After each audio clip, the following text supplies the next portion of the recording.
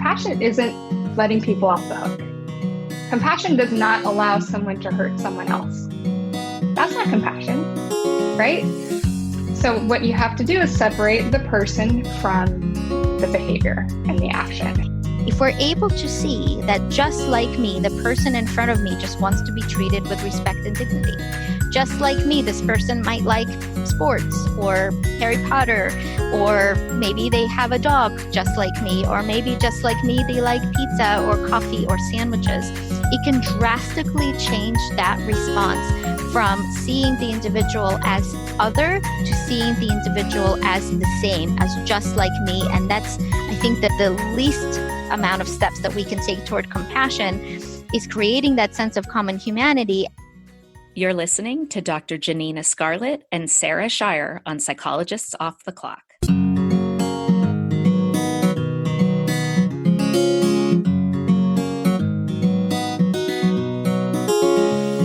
We are 4 clinical psychologists here to bring you cutting-edge and science-based ideas from psychology to help you flourish in your relationships, work, and health. I'm Dr. Debbie Sorensen, practicing in Mile High, Denver, Colorado. I'm Dr. Diana Hill, practicing in Seaside, Santa Barbara, California. From coast to coast, I'm Dr. Yael Schoenbrunn, a Boston-based clinical psychologist and assistant professor at Brown University. And from sunny San Diego, I'm Dr. Jill Stoddard, author of Be Mighty and the Big Book of Act Metaphors. We hope you take what you learn here to build a rich and meaningful life. Thank you for listening to Psychologists Off the Clock. We've talked a lot about sleep on the podcast, and as mental health professionals, we know that having quality sleep is really important to mood and mental health, and that's why we are excited to pair up with Manta Sleep. They offer innovative sleep masks and other accessories to help you sleep better. I am a dedicated sleep mask wearer. My sleep mask is a lifesaver when my husband's up late reading or on these bright summer mornings when I want to sleep in.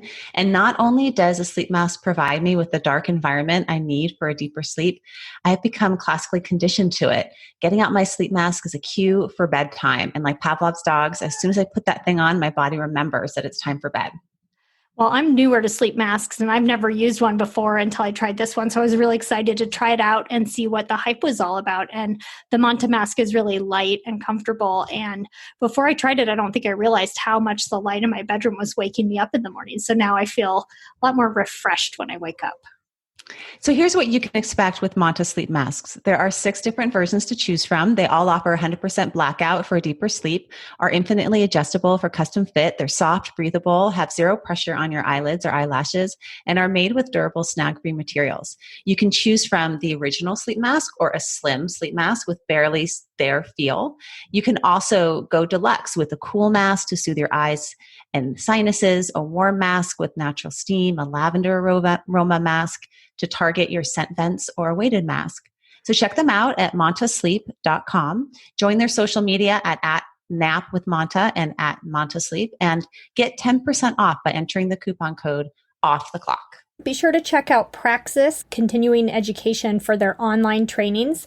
There's a new course, Act in Practice, with Dr. Stephen Hayes coming up. Enrollment begins June 24th. You don't want to miss it.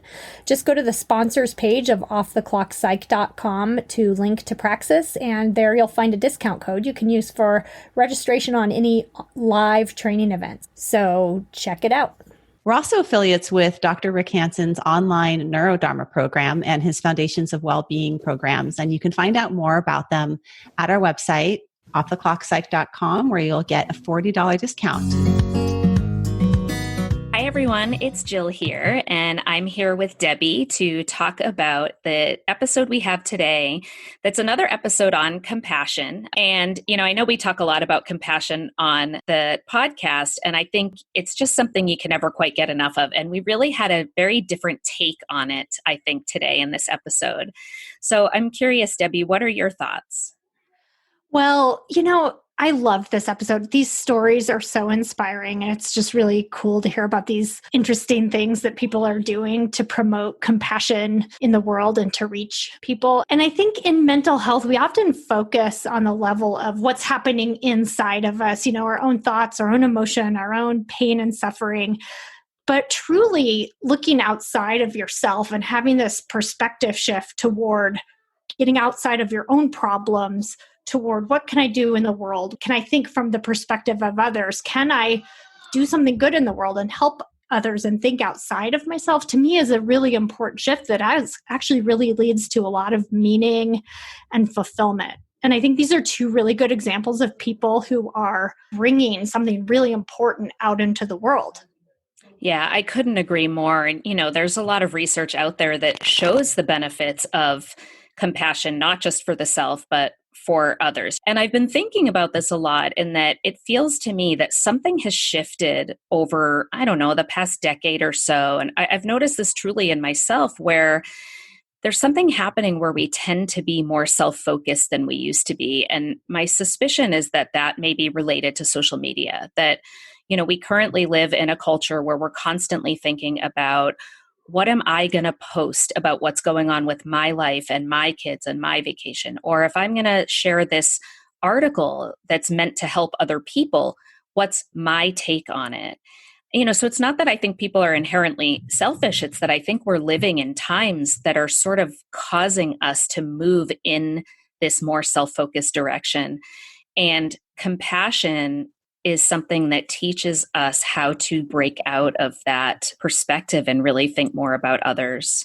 And I think this episode did that well. And I think these women do that well and are teaching it in incredible ways. I agree. Yeah, it's like bringing us back to the social creatures that we truly are. And I think it's really important that we do that and we keep that perspective. Exactly. And I think what I love the most about this episode and about Dr. Janina Scarlet and Sara Schairer is that they're doing this in ways that are so practical and applicable. Like, this is not just for therapists who teach clients. For example, Janina's most recent book is called Dark Agents, and it's actually a graphic novel. I believe it's the first of its kind. And it's a graphic novel about characters in a special school, and one of them has PTSD. And my 7-year-old daughter read it and loved it. And I read it and loved it. So, she's finding ways to reach people across all different ages and stages. And, Sara has this really cool company that we'll talk about in the episode that is reaching people literally all over the planet to promote a social movement for greater compassion. They talk in the episode about finding your hero. And I think these two are heroes. I mean, just the work that they're doing is amazing. I completely agree with you. All right, everyone. Well, enjoy this episode with Dr. Janina Scarlet and Sara Schairer. Hey, everyone. I want to start off by saying we are recording this episode in June 2020. In the midst of both a global pandemic, going on month 3 of stay-at-home orders in many places around the world, and amidst worldwide protests against systemic racism and police brutality following another senseless murder of an innocent Black man, George Floyd. And I'm so looking forward to my conversation with today's guests because they are both compassion warriors. And goodness knows, the U.S. police and many politicians worldwide and those struggling to care about the health and well-being of their fellow humans could use a giant dose of compassion right now. And I think we all can use a giant dose of compassion right now for our fellow humans as well as for ourselves. So I'm doing things a little bit differently today in that this is the first time I'm actually having 2 guests on in the same episode. So I'm going to kick things off with author and psychologist, Dr. Janina Scarlet, whose books weave together evidence-based concepts and skills from psychology with elements of pop culture. And as I mentioned, they all include a heavy compassion or self-compassion element. And then we'll transition to Sara Schairer, who founded a nonprofit organization called Compassion It to create a worldwide social movement for teaching and spreading compassion. And then at the end, the 3 of us will come together to dig into how these concepts can help us during this really difficult time. So Dr. Janina Scarlet is a licensed clinical psychologist, a scientist, and a full-time geek. A Ukrainian-born refugee, she survived Chernobyl radiation and persecution. She immigrated to the United States at the age of 12 with her family, and later, inspired by the X-Men, developed superhero therapy to help patients with anxiety, depression, and PTSD. Dr. Scarlet was awarded the Eleanor Roosevelt Human Rights Award from the United Nations Association for Superhero Therapy. She is the author of Superhero Therapy, Therapy Quest, Harry Potter Therapy, Dark Agents, Superwomen, and Supernatural Therapy. Sara Schairer is the founder and executive director of Compassionate, a nonprofit organization and global social movement whose mission is to inspire daily compassionate actions and attitudes. A facilitator of the Compassion Cultivation Training course developed at Stanford University, Sara has led trainings for audiences of all walks of life, from corporate executives to inmates at a maximum security prison. She also led compassion trainings in Africa, sponsored by the Botswana Ministries of Health and Education, and spent a week at a Rwandan refugee camp working on unleashing compassion within its healthcare system. Sara is a contributing author to the book, The Neuroscience of Learning and Development, Enhancing Creativity, Compassion, Critical Thinking, and Peace in Education, and writes for Deepak Chopra's Center for Wellbeing website. Sara gives talks and leads experiential workshops on burnout prevention, implicit bias, mindfulness, and compassion. She also created the one-of-a-kind reversible compassionate wristband that prompts compassionate actions on 6 continents and over 50 countries and all 50 states. Welcome, Sara and Janina. I am so pleased to have you here. Thank you so much for having us. It's such an honor. Agreed. So, Janina, let's start with you. So, as I just read in your bio, you've written 6 books, and all of your books are self-help psychology books that are unique in that they use pop culture at the center of their messaging. So, talk to us a little bit about why pop culture and how this may have an added benefit for readers. Well, thank you so much for asking that. I find that a lot of folks have a really hard time talking about their emotions. A lot of individuals weren't raised to understand their emotional experiences and certainly how to understand them. And I find that pop culture, especially in terms of fiction, can help us to have a mirror to our own experience, and for many individuals can allow them to understand what they're going through, to name their experience, and also to find some hope for healing. This work is also very personal for me, as pop culture is something that helped me with my own PTSD, both after surviving Chernobyl and after going through some of the horrific persecution that my family and I experienced in Ukraine. And it was the X-Men that turned my life around and showed me the power of being able to understand our own trauma story through the lens of fiction, and being able to understand that we're not victims, we're survivors of our experience, and therefore being able to find some post-traumatic growth in my own story, and which I now use to help other folks with a history of trauma as well. Yeah, and it's a fascinating story. So Janina and Sara and I all know each other because we're all local here to San Diego. And Janina was a student of mine way back when. And so I've seen you talk, Janina, a few different times. And the very first time I saw you, stand up and give a training on this and talk about your origin story, I was sobbing in tears, both because the story is so moving, but also because I was so incredibly proud of this work you're doing and how it's making this work, I think, so much more accessible for so many more people, and how many people you're reaching because of it. So would you mind sharing that story a little bit? In your books, you have readers discover their origin stories. What were the things that occurred early on that have kind of set them on a path that may start out being not entirely smooth, right? The beginning of the hero's journey, and then using the superhero therapy to learn, like you said, kind of overcome trauma. So will you tell us a little bit about your own origin story? Of course. So I was just a few months shy of my 3rd birthday when the Chernobyl nuclear disaster happened.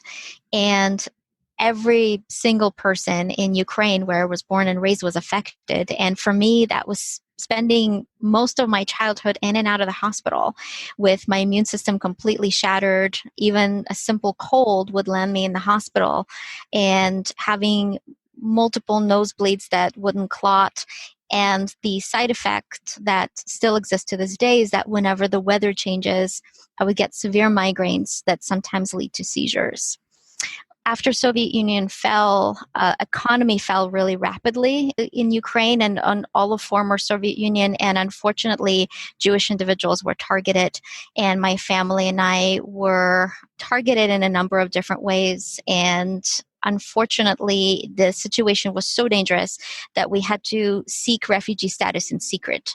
So we spent a year waiting for American Embassy to approve our status, all the while hiding this information from the public, because if anyone found out what was happening, then we could be killed for treason.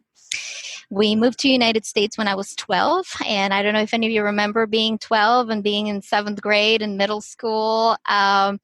Yeah, I feel like we should do a separate podcast just for 7th grade survivors, you know. It's a good idea. My son thankfully just graduated 8th grade, so he's past middle school now, which is great. But, you know, starting 7th grade and being that weird girl that didn't speak English, that came from a radioactive country, I made a very easy target. And I was bullied regularly. People would ask me if I'm contagious, if I'm radioactive, if I glow in the dark.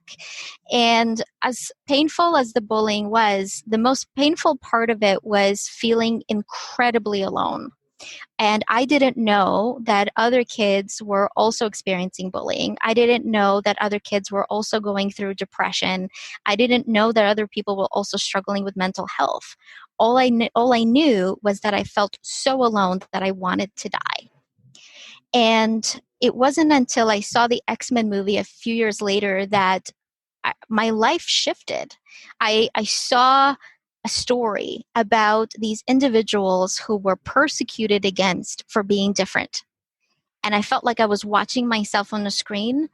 But I also looked around in a very packed, sold-out theater where everybody else was watching and everybody else was crying.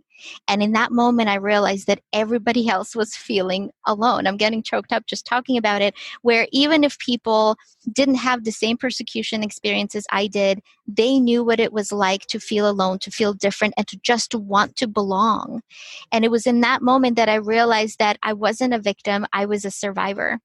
And I realized that the X-Men had something very special where they used their pain to become these amazing superheroes who stood for good, who helped other people. And so it was after seeing that movie that I immediately signed up for psychology class in high school and fell in love with psychology and realized that we can use stories to help facilitate change through the lens of fiction by helping people understand that they're not alone, which I think is fundamental in healing. Yeah, absolutely. I mean, what an incredibly powerful story, and just it's so inspiring that such a story of growth and survival. And so I'm curious, several of your books, like you have Superhero Therapy and now Super Women, which is like the women's version of superhero therapy, which I just finished reading and was wonderful. Thank you. But one of the things that strikes me is that you call it superhero therapy, but it's really not just about superheroes and comic book characters. And one of the things I loved about your Superwomen book is, as I've shared with you, I think any woman reading this will see herself or themselves in it. But, you know, Harry Potter therapy. Harry Potter's not a superhero per se. So tell us a little bit about how, like, if someone were to walk in your office and maybe they hate Star Wars or comic books, or how do you sort of individually tailor this to the person in front of you to sort of get out of them? Like, what are the pop culture influences in their life that you think you can help them really connect with to be able to move forward in this way? Such a great question. And I get asked this question a lot because it's true. Not everyone relates to pop culture, but I think everyone has a hero. And this hero could be a real life person, like maybe a parent or a grandparent, even if that person is no longer alive. It could be a teacher that we've had, such as, you know, you being one of my heroes. And, or it could be an athlete. It could be a celebrity, an influencer, or it could be a fictional character. So to me, a hero is someone that we look up to. A hero is someone that inspires change. And in therapy, my focus then as a superhero therapy provider is to encourage my client to identify their hero, and it could be multiple heroes too, and then use their hero as a role model to become their own version of a superhero in real life, such as by being an advocate, for example, against racism or misogyny or violence, such as by speaking out about mental health or helping other people or facing their biggest fears or talking about their trauma. Whatever that vision is, it's them becoming their own version of a hero in real life through this kind of mentorship. I love it. And you have a number of powerful examples. And I'm wondering if you could share, two come to mind for me. One is kind of the first example when you were working with military. You also have the Veronica Mars example. And I think both of those are incredible. They really illustrate what this looks like in practice. Do you want to give us a snapshot of both of those? Sure. Yeah. Thank you for asking. So in my postdoctoral training, I was working at Camp Pendleton, working with active duty Marines who had just returned from the war, from Afghanistan, from Iraq. And unfortunately, a lot of these individuals believed themselves to be a failure for having developed PTSD. These individuals were groomed for combat. They were incredibly resilient. And given the atrocities that they faced, it was not surprising that they developed PTSD. And so time after time after time, I would hear these incredible individuals tell me, I wanted to be Superman, I failed. And this line would just break my heart because they shamed themselves for developing a mental health disorder. And so I started using Socratic questioning based on pop culture. So I would ask, well, is Superman truly invincible, or does he have any kind of vulnerability? And they would say, well, yeah, okay, he's vulnerable to kryptonite, which for those of you who don't know, kryptonite is this green substance from Superman's home planet that weakens his powers, and in large enough quantities, it can actually kill him. So then I would ask, well, does Superman being vulnerable to kryptonite make him any less of a superhero? And of course, all my clients were quick to defend him, and they would say, no, of course not. He's still a superhero. And then there'd be a pause, and then a light bulb moment, and then a big smile. And then they would say, okay, I see what you did there. Because the truth is, all our heroes have vulnerabilities, and it's not despite of them, it's because of them that we care. We want to see the kind of hero that overcomes obstacles because it reminds us that we can do the same. It's not about the fact that dragons exist, it's about the fact that dragons can be beaten. That's the metaphor here. And so with using Superman, I was able to see incredible changes in my clients' perspective on therapy and of their own experience, because rather than shaming themselves, they were now aligned with Superman. And so that's the military experience. And I also now primarily work with civilians, which also includes veterans. But the Veronica Mars story has to do with a 15-year-old girl that I was working with who came in for severe depression. She also had been engaging in self-harm, and she had been bullied in her school. And she struggled talking about her experiences so much that she would often look to her father to speak for her. She would refuse to let him leave the room, and just absolutely terrified to talking about her experiences. But she was willing to talk about her favorite show, Veronica Mars, which I knew absolutely nothing about. In fact, I thought it was a sci-fi show. And because she was so excited and she kept saying how much she relates to the leading protagonist, I decided to check it out. So I went home fully intending to watch the first episode, and I accidentally watched the entire season in one evening because the show's amazing. It's on Hulu now in the United States. I highly recommend it. And the reason why is because it depicts just about every single thing that a teenager can go through. So before the show even opens, Veronica Mars had been drugged and sexually assaulted. Her parents are getting a divorce. Her mom has an addiction problem. Veronica's boyfriend broke up with her. All her friends hate her now. Her best friend was murdered. And Veronica is being bullied pretty much by the entire school and is completely alone in all her grief and trauma. And that's the part that my client was relating to. What she didn't see, or maybe didn't quite understand, was Veronica's incredible development, because throughout the series, Veronica becomes essentially a teenage Sherlock Holmes. She uses her detective skills to solve crimes and help people over time, not only healing from her trauma, but also gaining friends and becoming this incredible hero. So when I went back the following week, I told my client, I said, hey, I understand why you like the show, because I see how you can relate to Veronica's experiences, but she also uses her skills, her abilities to help other people. So maybe we can do the same for you. So I said, what do you have? And I'll never forget this moment, because she looked at me with these big eyes full of tears and she said, I have depression. And to this day, I remember that heartbreak. And then also this moment of, wait a minute, we can use this. And I said, well, does anyone else in your school have depression? And she said, I don't know, maybe one or two people. So I said, what would Veronica do? And she paused. And she didn't look to her dad. She looked at me. And she said, Veronica wouldn't keep silent. She would do something. She'd make a speech. And I kind of was speechless for a while, but by the time I answered, I said, is this what you want to do? And she said, yes. So we spent 2 weeks preparing and rehearsing and practicing, and then she actually did it. She stood up in front of her class and gave a 5-minute speech talking about her mental health. And she even shared some of the things that she never shared with me or her parents, such as that sometimes she has suicidal thoughts. And she shared that with her class to let them know that if they're having these kind of feelings and ideations, that they're not alone. She encouraged them to ask her questions about mental health, or to talk to her if they need help, or if they need help finding a therapist. And that was it. It was just a 5-minute talk. But the result of that was incredible, because at the end of it, everyone rushed over to her. Everyone was hugging her and crying. And at the end of the week, the whole school knew, and everyone was stopping her in the hallway and messaging her and thanking her, because everyone needed someone to share their story. And maybe not everyone had the same details of their experience, but everyone needed someone to talk to.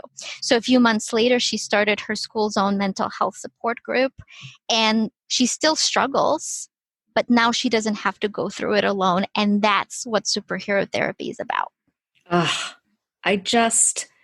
I could listen to that story 100 more times. And, I get goosebumps every single time. I love it so much. And good for her. I think she is a true superhero. That's incredible. And to think about, how many lives she's been able to touch, not because there was an absence of kryptonite, not because there was an absence of vulnerability or challenge, but because there were those things, which is just so amazing. So tell us a little bit about how compassion and self-compassion play a role in superhero therapy. Yeah, so I view self-compassion as like a magic potion, as a magic charm that we can all apply to kind of boost ourselves, to give ourselves that energy that we need in order to become the kind of hero that we want to be. And compassion then becomes an action, not only a feeling, but also an action, where a person can be present with their feelings of compassion towards somebody else, and then not only intend, but also participate in being compassionate toward that individual, whether it's through a meditation or through reaching out. And so we look at it as a part of a hero's journey, where self-compassion is a power-up and compassion is the quest. And so that's one of the actual goals of treatment. I love it. That's so great. Well, why don't we, especially because this is such a nice natural segue, because you're talking about compassion essentially as a verb or something we do, an action we take. So I want to turn it over to Sara now. And, I use compassion and self-compassion practices in the therapy room as well. And one of the things I find is that, people really connect with these practices. They're incredibly powerful. And then I find that sometimes they sort of struggle to apply them outside of the therapy room. So even when we're engaging in applied experiential practices, in the therapy room that they can take with them, there's like, it becomes harder when they're like on their own out in the world. And so I think this is a perfect place to bring Sara into the conversation, especially because Janina, you were just talking about compassion as an action. Because I think Sara's nonprofit organization, Compassionate, this is what they're doing. They're working hard to find solutions to this very problem of like action and application. So Sara, can you tell us a little bit about what Compassionate is, and, how we might use some of the things that you're doing to be more active in our practice and application of compassion? Yes, thank you. Compassionate is 2 words. Sounds like compassionate, but it's 2 words, making compassion a verb, as you previously mentioned. And it's a nonprofit, as you also mentioned before. And our mission is to inspire compassionate actions and attitudes. And our goal is to make compassion accessible. So compassion, people maybe have heard of the word, but people have various definitions of the word. And we want to say, okay, this is what compassion is, and these are ways you can compassion it. And we want it to be simple and accessible. So the definition of compassion that we use is that it's a response to suffering, right? It's this awareness of suffering and the willingness, the desire and the willingness to relieve that suffering. So we offer simple ways that a person can compassionate, and we have a simple tool that helps people remember to compassionate. So that tool is a reversible wristband that says compassionate on it. And every time you do an act of compassion, you flip it from one side to the other. And we also have a self-compassionate version as well. And it's impossible to ignore this thing that's on your wrist, because it's really hard to act like a jerk when you have something that says compassionate right staring at you in your face. And it's also a nice, it's a reward, right? You get a little hit every time you get to flip your wristband, which I think also reinforces this positive feeling you get from practicing compassion. So my team and I are constantly trying to figure out ways to make compassion accessible and scalable. Mm-hmm.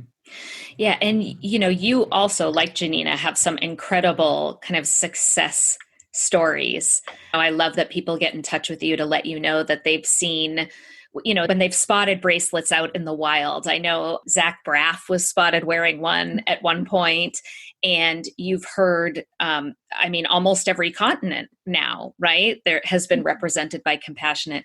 Will you tell us, one of your success stories? I'm thinking about the town that experienced a couple deaths that were close to each other. Yeah. And that it actually helped launch Compassionate. So this was back in 2012, and this town of Northbrook, Illinois, in the summer experienced tremendous loss. They had 3 teenagers die within 3 weeks, 2 to suicide and 1 in a car accident. And it's a very close-knit community, and people were suffering. It was too much to bear. And a couple volunteers for Compassionate reached out and said, we need Compassionate here in our town. We really think it can help. So at that time, we had just ordered wristbands. I think we had 1,000 of them. And I said, well, I'll ship you all the wristbands we have, and you can sell them as a fundraiser in honor of these boys. We don't need to make money off of this. So they sold them. And then there were about 1,000 people in the community compassioning it in honor of those 3 boys. And then the stories began pouring in to the Facebook page, just people talking about how doing these acts of compassion in honor of those boys was helping them heal and grieve. And it was bringing this positive energy and healing energy to this community that so desperately needed it. And so we could see that was just the power of a wristband, helping to bring healing to a community through compassion. And we knew, because that was really the first time the wristbands had been used in any way, that's when we knew, wow, this is something so simple that can be tremendously powerful for people. Yeah, absolutely. I love that. It can be these like simple, small steps that make an enormous difference. And you also have a pretty cool origin story for how you even came up with this idea in the first place. Would you be willing to share that with our listeners? Sure. So back in 2008, I was going through a very tough time. I was facing an unwanted divorce. My daughter was just a little bit over a year old, and I had quit my job to stay home with her, and I was a stay-at-home mom, and it was the economic fallout of 2008. So I tried to get a job, and I couldn't. So I spent a lot of time crying and sitting on the couch watching daytime television while she napped. And I happened to catch an Ellen episode where she was interviewing Wayne Dyer, who's a speaker and author who has since passed away, but he was talking about compassion. And he said it's the most important lesson to teach our kids. We need to teach our children to put themselves in another's shoes. And if we do that, we could solve every social problem on the planet. No more war, no more hunger, you name it. Compassion is the answer. And I had been raised to be compassionate, but I had never thought about the power of compassion until I heard him say that. And I could not get it out of my head. And that very evening, the word compassionate turned into this 2-word phrase. And I saw it as a bumper sticker, black and white, very simple, compassionate. And I thought, oh my gosh, this makes so much sense. And I got the trademark, actually, thanks to your help with that, Jill. I got the trademark for stickers and then kept postponing it for years and began living my life that way and recognizing when I compassion it, things just go better. Things are a lot more smooth when I put myself in another's shoes and try to see their perspective and try to help. Whether it's whether I'm going through a divorce and struggling with my daughter's father, or whether it's a challenging colleague, whatever the situation may be, when I remembered to bring compassion into the situation, I was able to handle it with much more skill. So, and I felt better, frankly. So I knew that this phrase was powerful. And so in a couple of years later, I made stickers and gave them away and started getting great feedback about them. That turned into t-shirts, that turned into these wristbands. And then because of my obsession with compassion, I went through a training at Stanford University to get certified to teach an 8-week course on compassion. And so now Compassionate started as this brand that sold products, and now we are an education platform. So I teach compassion. Mm-hmm. It's so cool. And I will never forget the day I was over your house and, you said something like, can I show you something? Will you tell me if this makes sense to you?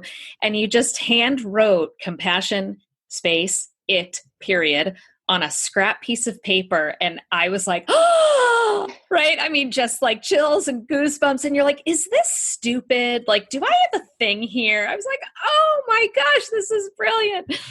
And I just think it's so cool. And it's such a cool story. Good thing I wasn't like, no, I don't get it. Seriously. There are a couple of people that I sort of flirted it by. And if anybody had that reaction, there's a very good chance I would have been like, okay, never mind. Well, hopefully you would have had the wisdom to move on to someone smarter until someone said, yeah, that's amazing. So tell us, what are some of the, in relation to this kind of transition from a company that sells products to this more global social movement, you did get nonprofit status. And so the money that does come in from the products you sell then goes back out, right, toward things like bullying education. Can you tell us a little bit about some of the ways that you're, other than the bracelets, like getting this education out there into the world? Yeah. So my teammate, Burrell Poe, who is based out of Chicago, he and I are committed to making compassion accessible. So we do lead trainings. Now we focus a lot on workplaces that can help, workplaces that need to create environments of compassion, which is especially important right now. And we decided on concentrating on workplaces for a couple of reasons. And mainly it's because we can get paid. It's not so easy to run a nonprofit. And we found that we can get paid by organizations that can pay us. And then that allows us to do our training for organizations that can't. So we lead trainings quite often pro bono for nonprofit organizations, or I go into schools. I teach my class at the women's jail here in San Diego. I've taught at the men's prison here in San Diego, and none of that is paid. But we are able to get funded by getting paid to do our work in That's other a brilliant places. model. What do you think about doing some compassion training with Congress? You know what? I would give anything. And I don't know if you remember, but 4 years ago, we had a campaign where people could purchase compassionate wristbands and we would send them to their senators. They could write a note and we would handwrite notes to their particular state senators and then send the wristbands. And I had one woman who every time she got paid, she would send me $10 and would ask me to send wristbands to Donald Trump. And so month after month after month.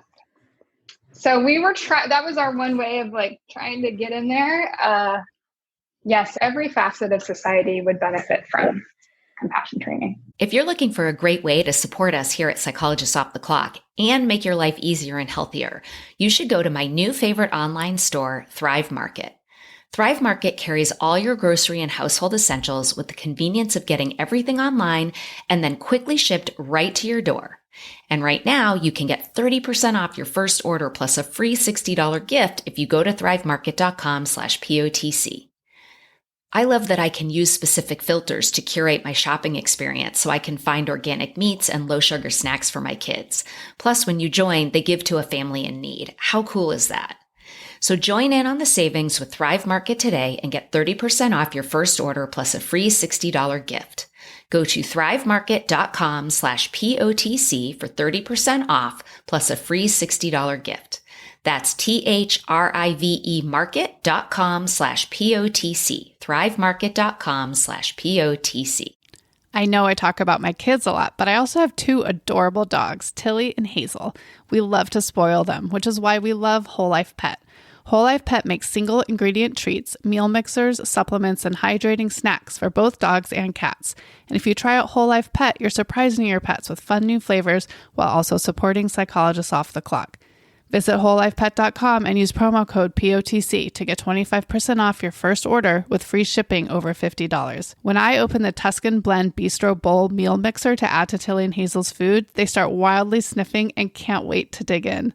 The best part is Whole Life Pet uses a freeze-dried process that locks in nutrients and freshness, and they never add chemicals, additives, preservatives, or anything artificial.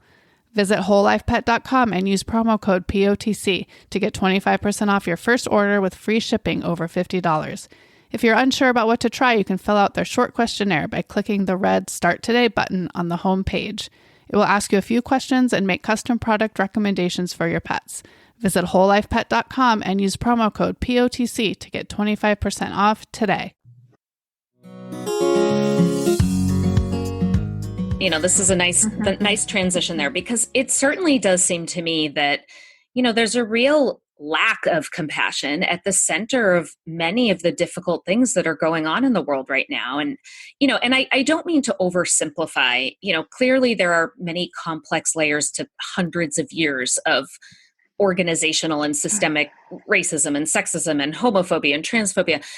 But, you know, I see things like people ignoring recommendations for how to safely navigate the COVID-19 pandemic. So, you know, we all saw the photos over Memorial Day weekend here in the US where people were congregating very closely, not wearing masks. Or, you know, we hear individuals making comments about all lives matter. And I think, you know, this isn't just a lack of information or knowledge, right? Like that the education is out there, no doubt. And that that there has to be a lack of compassion that at least plays part of a role in all of this. And so I'm wondering if you guys could each talk a little bit about what you think the role of compassion or really the lack thereof may be playing in some of these behaviors that we're seeing. I think for some folks, there's the kind of this us versus them mentality, right? Where they're seeing their in-group as one group and the out-group as another group. And as a result of this, unfortunately produces this dehumanization effect, which neuroscientific studies are actually finding that people in an MRI who see images of individuals that they consider to be in an out group are not perceived as human. Just like let that sink in for a moment, because that means that they do not see the humanity of that person. And in fact, for some individuals, when they see typically stigmatized groups, such as, for example, homeless individuals or individuals of a different, maybe racial group that they may be considered an out group, sometimes in addition to a lack of compassion, there's even anger or disgust that shows up as an activation in the insular area of the brain, suggesting that they're perceiving these images to not be human and similar to something that they wouldn't care for. But what's really interesting is that if we can bring on an element of common humanity, the recognition that we're all humans, we're all in this together, by even asking a simple question such as, what do you think this person in this picture likes to eat? That just even allowing the person to put themselves in another person's shoes for one moment about a simple topic, such as what kind of food they might like, what kind of music they might like to listen to, can drastically change that response and bring on that humanizing activation within the compassion centers of the brain. If we're able to see that just like me, the person in front of me just wants to be treated with respect and dignity. Just like me, this person might like sports or Harry Potter, or maybe they have a dog just like me, or maybe just like me, they like pizza or coffee or sandwiches. It can drastically change that response from seeing the individual as other to seeing the individual as the same, as just like me. And that's, I think, that the least amount of steps that we can take toward compassion is creating that sense of common humanity. And then after that, I think it might be easier for other folks to develop a deeper sense of compassion and understanding, maybe even the willingness to listen. But to me, that understanding of just like me is foundational. That's so interesting and such a good point. And you're reminding me of something I heard, and I don't remember if it was a study or where it came from, but it was something to the effect of, we used to think that in the in-group, out-group thing, that, we used to think that, like, if you look at radical Muslim extremists, for example, that there was a lack of compassion, right? And that part seems obvious how that could be connected. And what they were talking about is that studies have found there's actually almost too much compassion, but only within the in-group. Yes. So that they connect and identify so much with each other, and that the more compassion you have and the more bonding you have, the more oxytocin is produced. And it's this very reinforcing experience to be part of that in-group and have those affiliative feelings toward each other, but then it creates that much more of a disconnect between, the people, like you're saying, who are sort of other, essentially. Well, I wanted to throw this out there because what I've found is people similar to me care for others, right? And maybe people who listen to this podcast, they don't understand why those protesters would not have masks and be demanding that we, seem to have disregard for others, right? We don't quite get that. So then my struggle is, how do I have compassion for them or for leaders who are perpetuating the system, right? That's my own internal struggle. And I think that's something we have to think about too. When we say everybody deserves compassion, that means everybody. Yeah. So what does compassion look like when we're talking about having compassion for violent police officers? But can I back you up for a second? Yeah. Why do you think that's important? I hear what you're saying, and I'm totally guilty of that too. I have compassion for the people who believe the same social justice opinions that I do. Why is that important? Because you could see that people would say, no, that those racist police don't deserve compassion. Why does that matter?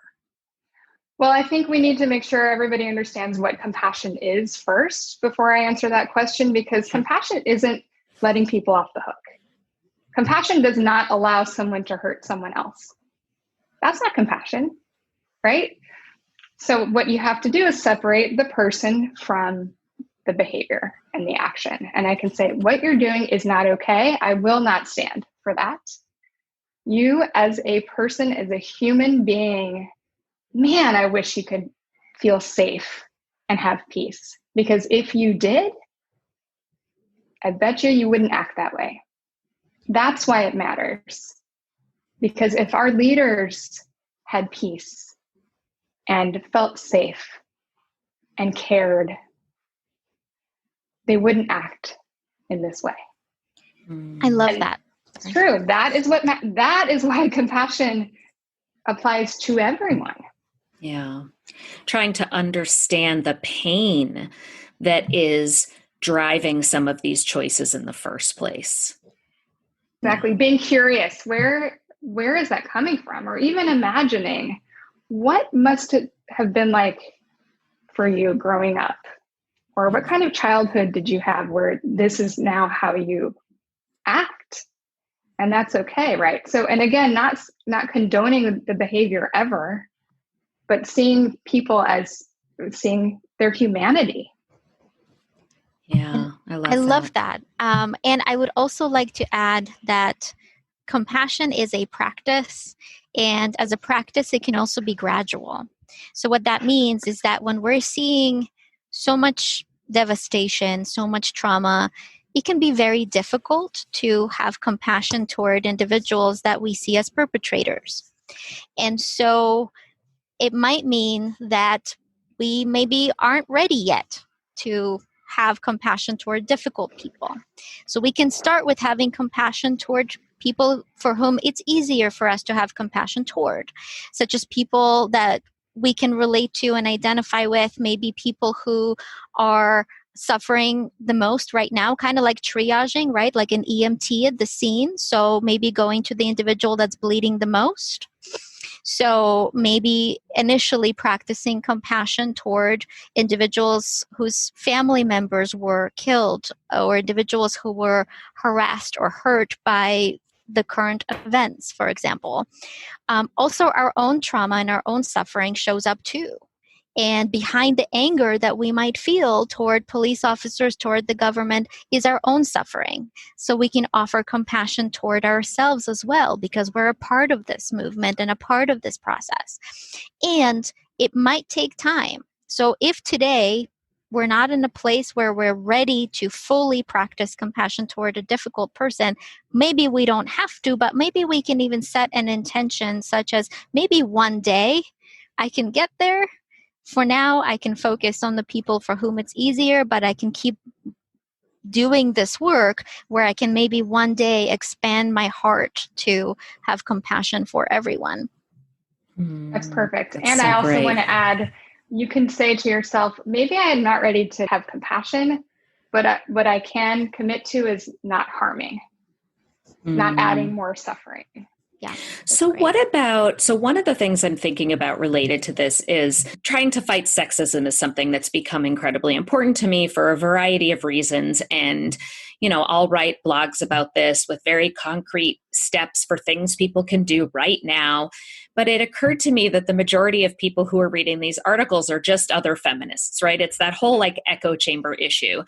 And of course, we need men to care about women's issues and to join the fight, just like we need white people to care about the rights of people of color. And we need straight people to fight for the rights of LGBTQ individuals and so on and so forth. I guess where I'm going with this is how do we reach everyone?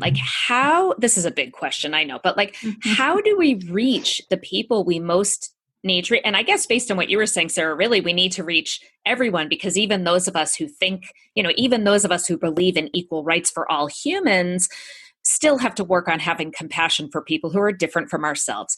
But if we think about the people we genuinely think are really lacking compassion around seeing everyone as human and fundamentally deserving of equality, how do we reach them? How do we get out of just this echo chamber phenomenon and really reach the people that need to be reached and convince them that this matters and is helpful, not just to other people, but to them too?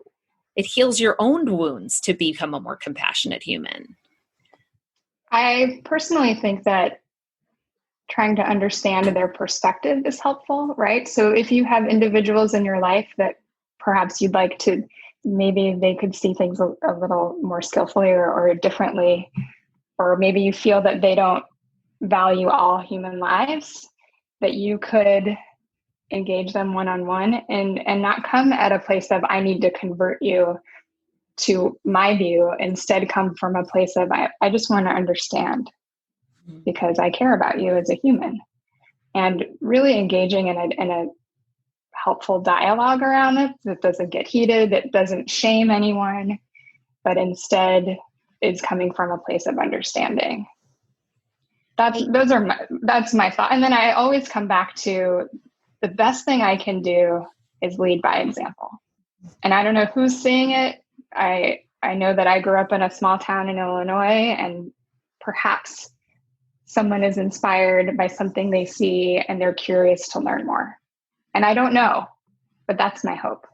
Well, I know there's one example of, your daughter. Didn't she win an award at school for being like the most compassionate student or something like that? Yeah. Yeah, she's pretty remarkable. Right. And trust me, she doesn't want to talk about compassion. And if I even tell her to breathe, she's annoyed with me. So she's 13.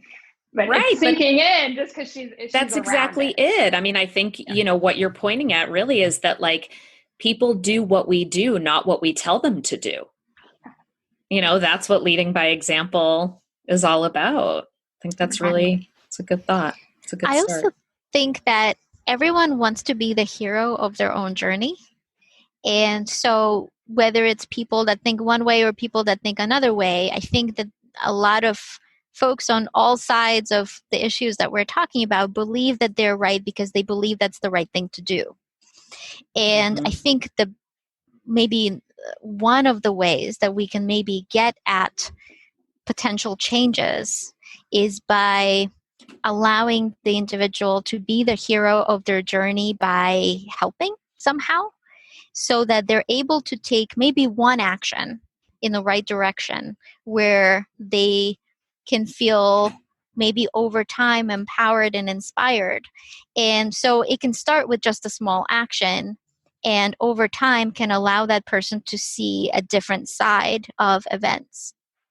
Mm-hmm. Yeah.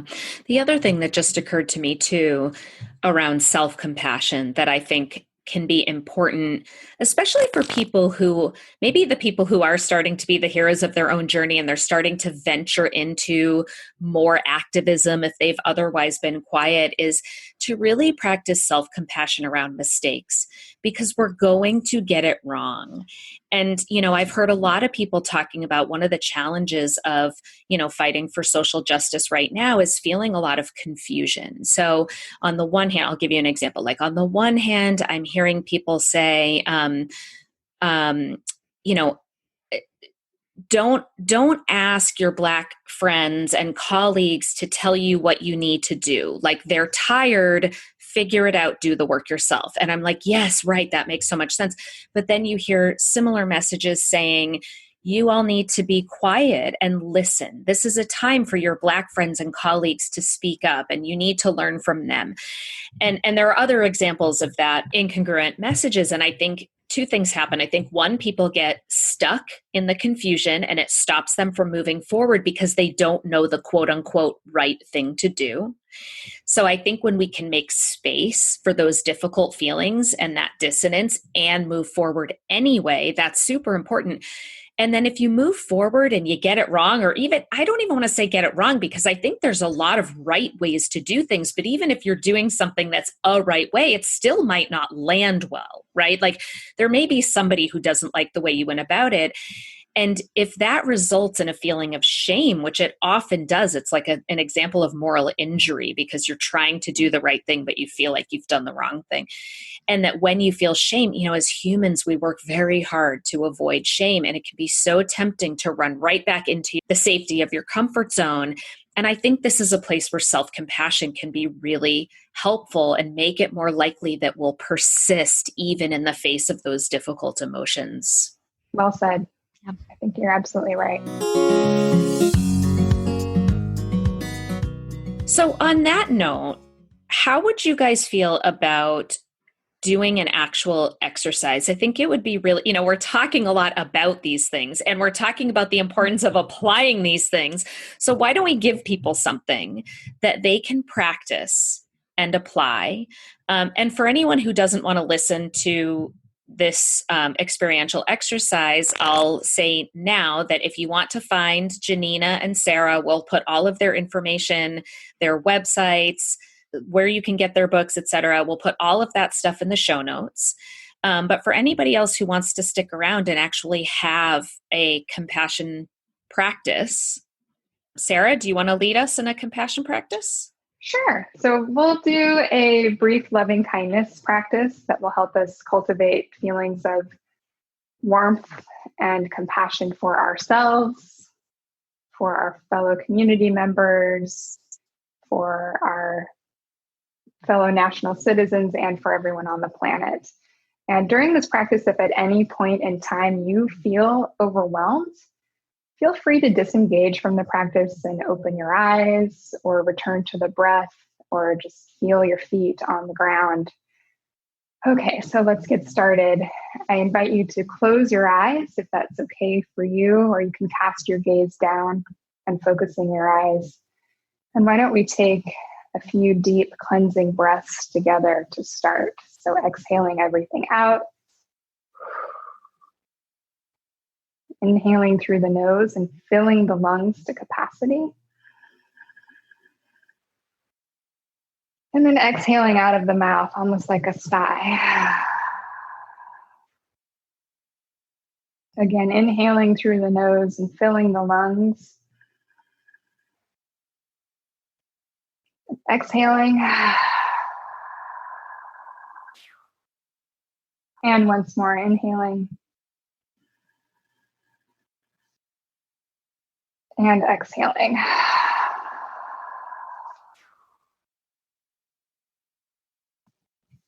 And now closing the lips and breathing in and out of the nostrils.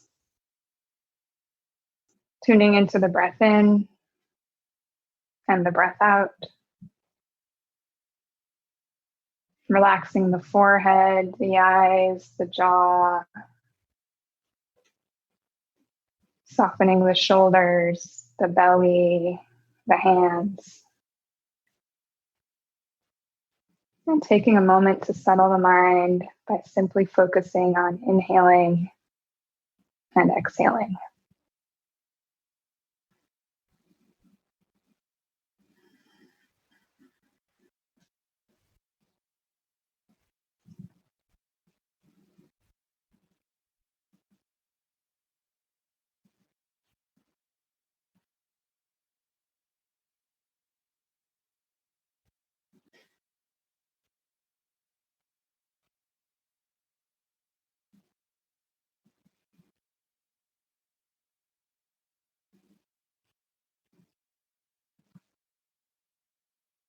I invite you to take a moment and recognize or bring your attention to the body. Notice if you're holding on to any tension or stress, any concern in the body. Maybe you're tight or tense. And perhaps giving yourself soothing touch like a hand on the heart or holding your own hand or even placing the hands wherever you feel that tension or tightness. And giving yourself the comfort you need through this warm, soothing touch.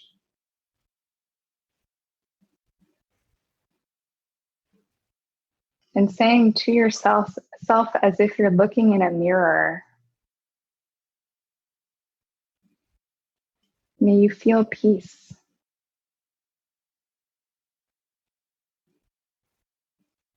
May you be safe. May you be healthy. Again, repeating the phrase, may you feel peace. May you be safe. May you be healthy.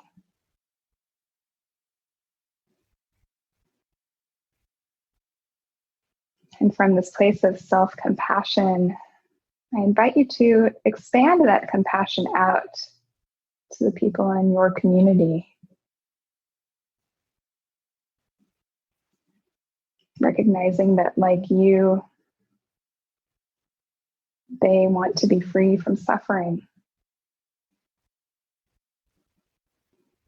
And saying in your mind to those in your community, may you find peace.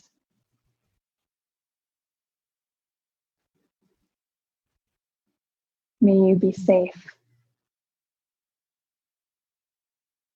May you be healthy.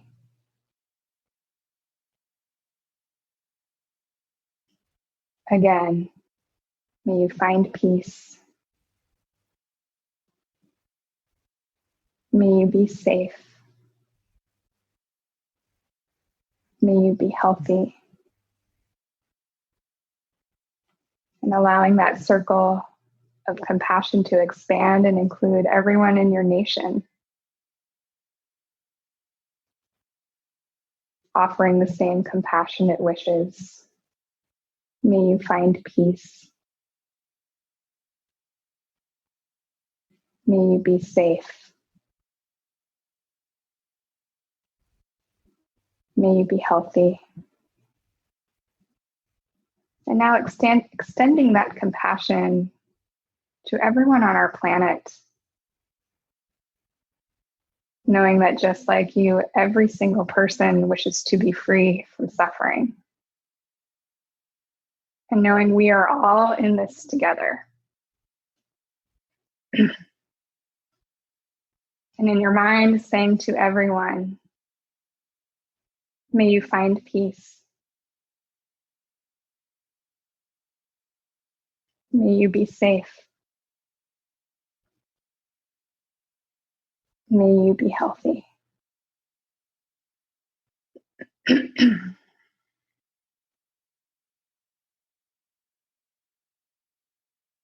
now bringing your attention back to the body. And scanning the body from head to toe, noticing if there have been any effects on the body, the mind, the heart.